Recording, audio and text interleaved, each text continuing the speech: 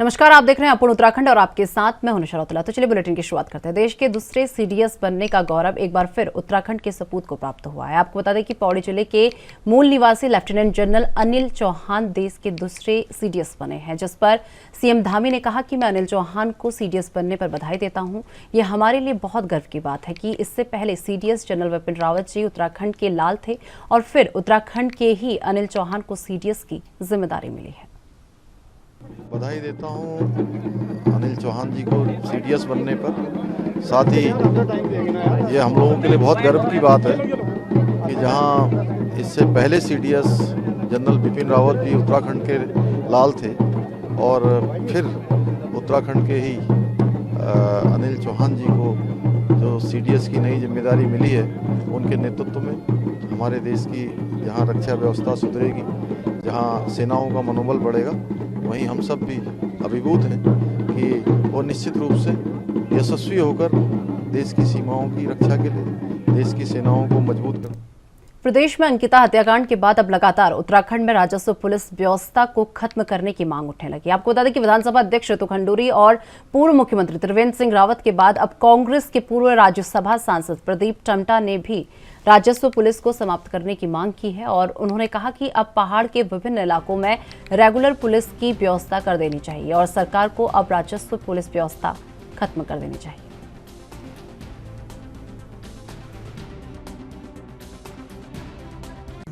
इस उदाहरण से कि राज्य में अपराध बढ़ रहे हैं, हमारी पुलिसिंग सिस्टम जो पुरानी है ग्रामीण क्षेत्र में कुमाऊं व गढ़वाल में, ये जो रेवेन्यू पुलिस सिस्टम, ये समय आ गया है इस पर पुनर्विचार किया जाए।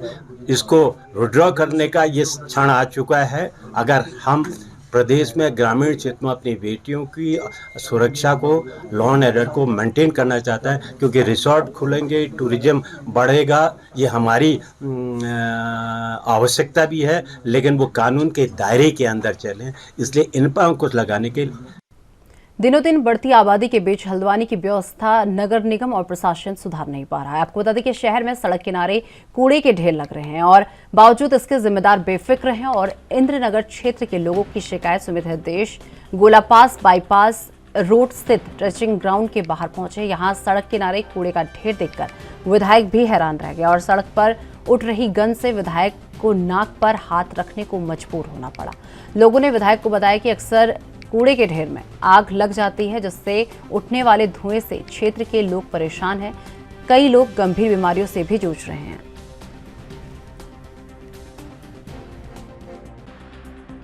नहीं, देखिए हालत देखिए आप। स्वच्छ भारत अभियान का नारा देने वाली भारतीय जनता पार्टी जो शासन में है, डबल इंजन का नारा देने वाली, बेटी बचाओ बेटी पढ़ाओ का नारा देने वाली है भारतीय जनता पार्टी।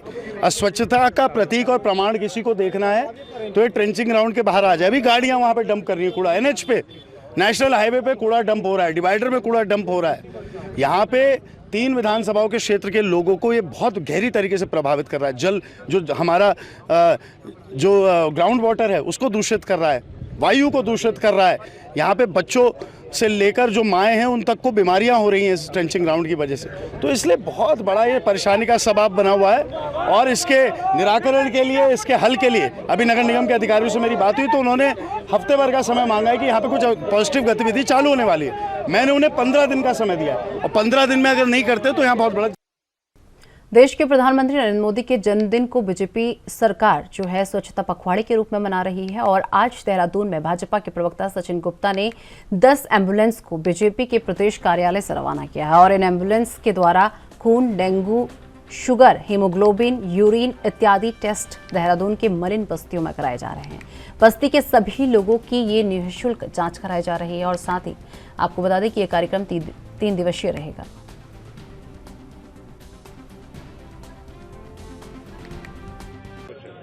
देखिए, प्रधानमंत्री नरेंद्र मोदी जी खुद जो है सेवा के कार्यों में आगे रहते हैं और माननीय प्रधानमंत्री के जन्मदिवस के अवसर पर जो है ये सेवा पखवाड़ा के रूप में पूरे भारतीय जनता पार्टी पूरे देश में कार्यक्रम कर रही है।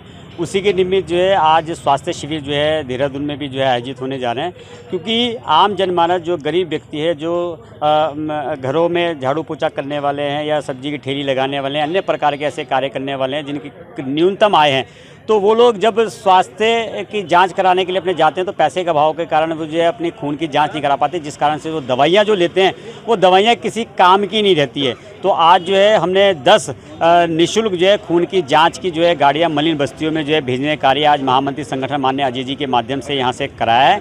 ये सभी गाड़ियां जो है मलिन बस्तियों में जाकर जो है आम जन लोगों के जो है डेंगू का जो प्रकोप चला है, डेंगू की जांच करेंगी, हीमोग्लोबिन की जांच करेगी, ब्लड शुगर की जांच करेगी, यूरिक एसिड की जांच करेगी और उसके बाद ये रिपोर्ट उनको सौंपी जाएगी। और संभवतः तो मुझे जो है पूरी आशा है कि जो है इसका लाभ आम जनमानस को। पूरे प्रदेश में अंकिता हत्याकांड के बाद विरोध किया जा रहा है और जगह जगह अंकिता को श्रद्धांजलि भी दी जा रही है। आपको बता दें कि अंकिता को न्याय दिलाने के लिए जनता सड़कों पर उतरी है और उसी क्रम में जनपद उधम सिंह नगर के जसपुर में कांग्रेसी महिलाएं भी सड़कों पर उतरी और शहर में कैंडल मार्च निकाला और सुभाष चौक पहुंचकर ये कैंडल मार्च खत्म हुआ और अंकिता को भावपूर्ण श्रद्धांजलि दी गई। वहीं कांग्रेस महिला जिला सचिव डोली चौहान ने बताया कि भाजपा को होश में आना चाहिए, अगर भाजपा होश में नहीं आई तो ऐसी घटनाएं बढ़ती जाएंगी।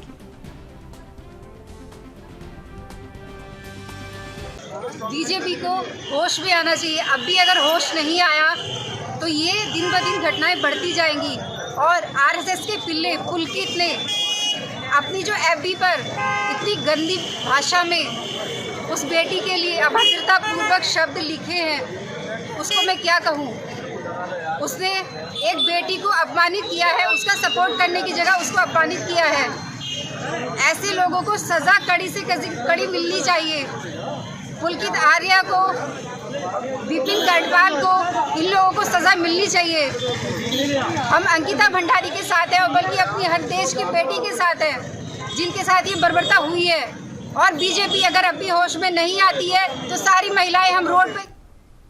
रुड़की के KLDAV डिग्री कॉलेज स्थित मतगणना केंद्र पर देर रात अचानक एक सांप निकल जाने से अफरा तफरी मच गई। जहां लोग इधर उधर भागने लगे तो वहीं पुलिसकर्मी भी सांप को भगाने में लग गए। आपको बता दें कि रुड़की में त्रिस्तरीय पंचायत चुनाव की मतगणना की जा रही है और देर रात तक मतगणना के दौरान करीब 11:45 पर KLDAV डिग्री कॉलेज के मुख्य द्वार पर अचानक एक 5 फीट लंबा सांप निकल आया, जिसे देखते ही लोगों में अफरा तफरी मच गई। वहीं पुलिसकर्मी भी डंडों से सांप को भगाने में लगे। किसी तरह से सांप को मतगणना केंद्र से बाहर निकाला गया। पुलिस ने भी लोगों को एहतियात बरतने की सलाह लाउडस्पीकर के माध्यम से दी।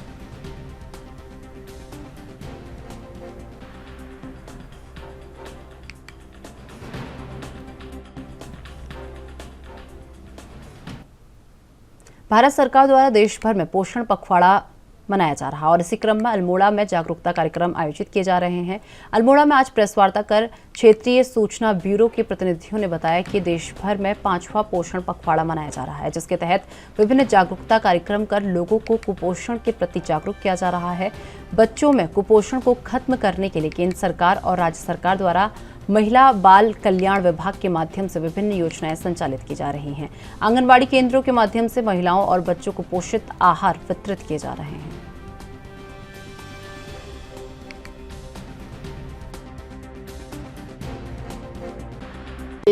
1 से लेकर 30 सितंबर तक 5वां पोषण पखवाड़ा पूरे देश में मनाया जा रहा है, जिसमें हम विभिन्न पोषण के विभिन्न आयामों के बारे में अवेयरनेस क्रिएट कर रहे हैं और साथ साथ कई एनेबलिंग एक्टिविटी है।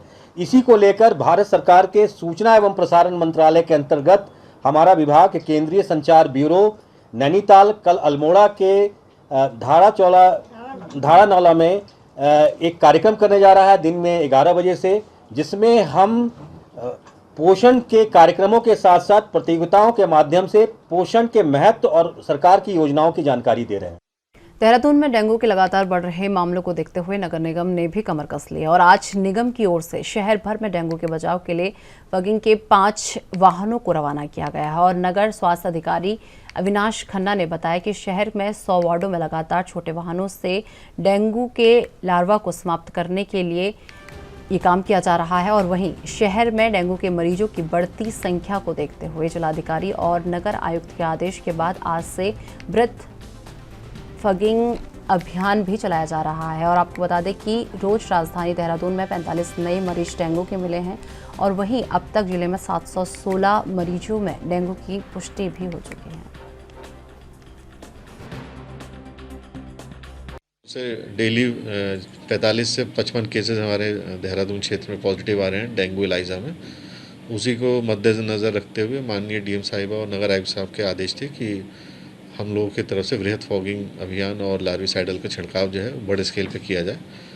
चूँकि हमारे वार्डों में तो 100 वाहन पूर्व में ही चले रहे हैं जो घर घर जाके फॉगिंग कर रहे हैं, लेकिन बड़े क्षेत्रों में और साथ ही साथ जहाँ जहाँ जल भराव की समस्या है वहाँ पे ये कार्य जो है पूरी जो है उसके साथ 100% प्रतिक्रिया के साथ नहीं हो पा रहा था, जिस वजह से हम लोगों ने आज 5 अतिरिक्त वाहन जो है, 2 जो पहले चल रहे थे उनके अलावा 5 अतिरिक्त वाहन मुख्य मार्गों पे और ऐसे क्षेत्रों में जो अभी तक वंचित रहे हैं वहाँ पे वृहद फॉगिंग जो है वो जारी रहेगी, ताकि इस समय जो है डेंगू के खिलाफ जो आखिरी लड़ाई है वो जो है हम उसको जो है आगे। उत्तराखंड में 15 दिन से बारिश का सिलसिला लगातार जारी है और निरंतर हो रही बारिश ने यात्रियों की मुश्किलें बढ़ा दी और वहीं मूसलाधार बारिश के कारण धरासू बैंड के पास पहाड़ी से भूस्खलन हो गया है, जिससे धरासू बटकोट यमुनोत्री राष्ट्रीय राजमार्ग और गंगोत्री राष्ट्रीय राजमार्ग पर भारी मात्रा में मलबा आ गया है। इससे यमुनोत्री और गंगोत्री हाईवे यातायात के लिए बाधित हो गए हैं और स्थानीय लोगों ने इसकी सूचना जिला प्रशासन और बीआरओ को दी है, जिसके बाद बीआरओ की मशीन मौके पर पहुंची और सड़क में जमे मलबे को हटाया गया।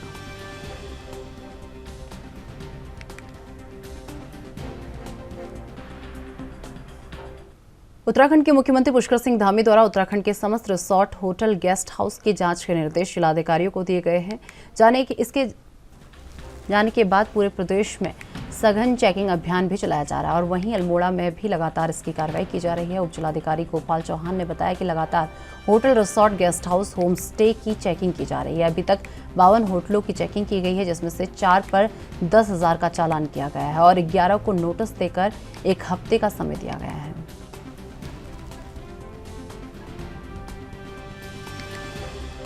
अल्मोड़ा तहसील में हम लोग परसों से ड्राइव चला रहे हैं और लगभग हमारा 52 जो हमारे होटल, रिजॉर्ट वगैरह है हम लोग छापेमारी की कार्रवाई कर चुके हैं, जिसमें हमने 4 लोगों के तो 10-10 हज़ार के चालान किए हैं और बाकी 11 लोग ऐसे हैं जिनकी कुछ कमियां थी, उनको हमने नोटिस दिए हैं और उनको हमने 7 दिन का समय दिया है। 7 दिन में अगर कार्रवाई नहीं करते हैं वो तो उनके खिलाफ भी चालानी कार्रवाई की जाएगी। अभी अवैध भूमि वाला मामला भी आया है, कब करेंगे? देखिए, अवैध भूमि वाला मामला कुछ हो सकता है, लेकिन इसके लिए भी हमने तहसील स्तर पे तहसीलदार की अध्यक्षता में एक कमेटी गठित की है, जिसमें आपका राजस्व विभाग है, फॉरेस्ट है, पीडब्ल्यूडी है, पीएमजेएसवाई है, जिला पंचायत है, तो सभी विभागों को हमने इसमें रखा हुआ है और तहसीलदार की अध्यक्षता में हमने एक कमेटी गठित की है जो अपना 7 दिन में हमको एक रिपोर्ट। लंबे समय से तराई केंद्रीय वन प्रभाग की टांडा रेंज के अंतर्गत चीड़खत्ता के आसपास आरक्षित वन क्षेत्र में गुर्जरों द्वारा अतिक्रमण करने की शिकायत मिली थी, जिस पर तराई केंद्रीय वन प्रभाग की एसडीओ शशि देव और तहसीलदार सचिन कुमार के संयुक्त नेतृत्व में पहुंची वन विभाग की टीम ने जैसे ही अतिक्रमण हटाओ कार्रवाई शुरू की तो वहीं मौजूद गुर्जरों ने लालकुआं क्षेत्र के कुछ नेताओं को बुला लिया, जिसके बाद एसडीओ और मौजूद गुर्जरों की तीखी नोकझोंक शुरू हो गई। लेकिन वन विभाग की टीम ने गुर्जरों की एक न सुनते हुए अतिक्रमण हटाओ कार्रवाई जारी रखी। कार्रवाई में वन विभाग ने कई एकड़ भूमि को अपने कब्जे में लेकर उसे अतिक्रमण मुक्त किया।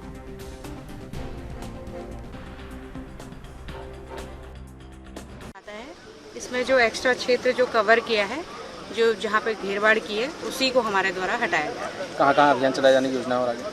अभी पे जितनी जगह एक्स्ट्रा जितना इलार्जमेंट होगा, जितना बढ़ाया गया होगा, वहाँ वो सब हटाया गया। क्या कोई नोटिस भी जारी है और आगे भी ये कार्रवाई जारी रहेगी? नोटिस इनको बार बार हम कहते हैं कि इसको बढ़ाए ना, क्योंकि जो इनका है वो तो है, हमने उधर कुछ भी नहीं किया है। बस आगे जो इतना बढ़ा रहे हैं वही हमारा है कि हमारे जंगल में आगे कुछ ना करें, हमारे पेड़ डिस्टर्ब ना हो और हमारा क्षेत्र ज़्यादा कवर ना हो। क्या कटान से संबंधित लकड़ियाँ वगैरह नहीं, कटान से संबंधित कुछ नहीं है, बस अभी जो तार बाड़ है इनका वही हम हटा रहे हैं। कोई लकड़ियाँ वगैरह बरामद हुई है? यही जो पोल्स हैं वही हम ले जा रहे हैं, बाकी ऐसा कुछ नहीं है कि कोई कटान का ऐसा। और भी क्षेत्र में अंतर्गत चलाने की योजना है आगे, ऐसे अतिक्रमण जहाँ और जगह हो रखे हैं? अभी हम चिन्हित करेंगे। इनका अहम रोल मुख्यतः एक तो ये अतिक्रमण को हटवाना है और शांति व्यवस्था बनाए रखना है। अभी वर्तमान तक शांति व्यवस्था बनी हुई है, कोई भी घटना नहीं है और सभी लोग सहयोग कर रहे हैं और शांतिपूर्वक ही ये अतिक्रमण हटाया जा रहा है। आगे और के साथ सामंजस्य बना के जहाँ जहाँ वन भूमि, राजस्व भूमि, जहाँ जहाँ अवैध अतिक्रमण होगा, इसको लेकर कोई योजना है? बिल्कुल, जैसे जैसे अतिक्रमण की सूचनाएं मिलेंगी, जैसे जैसे चिन्हीकरण होता रहेगा, उसको हटाया जाएगा। दादाजी यहाँ रहते थे, सदियों से हम यहाँ रह रहे हैं। ये वन विभाग की दादागिरी है, दबंगी है, ज़बरदस्ती हमारे साथ ऐसा कर रहे हैं। और जबकि हमने वन अधिकार अधिनियम 2006 के अंतर्गत धारा पे भर रखे हैं और वो जमा कर रखे हैं। और डीएम साहब का सीधा आदेश है कि जब तक इनके परमिटरों की कोई वो नहीं होती जब तक इनको ना छेड़ा जाए। और ये कोर्ट से भी आदेश, हाई कोर्ट में मामला चल रहा है हमारा। अतिक्रमणकारी बताया इन्होंने कौन से एरिया इन्होंने इतने जो ध्वस्तीकरण कराया है, जो कार्रवाई की? ये कोई अतिक्रमण नहीं है, हमारा पुराना कब्जा। हम जानवरों के लिए गाय भैंसों के लिए चारा बोते हैं और वो है सदियों से। क्या मांग है अभी? मांग हमारी ये कि हमारा उत्पीड़न हो रहा है, हमारे साथ गलत हो रहा है, ऐसा नहीं होना चाहिए। सरकार से कोई मांग? हाँ, सरकार से मांग है कि ये लोग हमारे साथ गलत कर रहे हैं और इनको देखा जाए, इनको रोका जाए, ऐसा ना किया जाए। क्या सरकार के जनप्रतिनिधि कोई वार्ता वगैरह हुई है? आप नहीं, क्या करेंगे? किसी से कोई बात नहीं है, मैं करूँगा। जो भी वनगुजर बिरादरी है, इन्होंने दावे प्रपत्र फॉरेस्ट राइट एक्ट 2006 के अंतर्गत सारे दावे प्रपत्र भर रखे हैं और इनके दावे प्रपत्र जो हैं वो SDLC में, SDM लेवल में जो समाज कल्याण में जमा है अभी। तो चलिए, मेरे साथ अपूर्ण उत्तराखंड में इतना ही। मुझे दीजिए इजाजत। नमस्कार।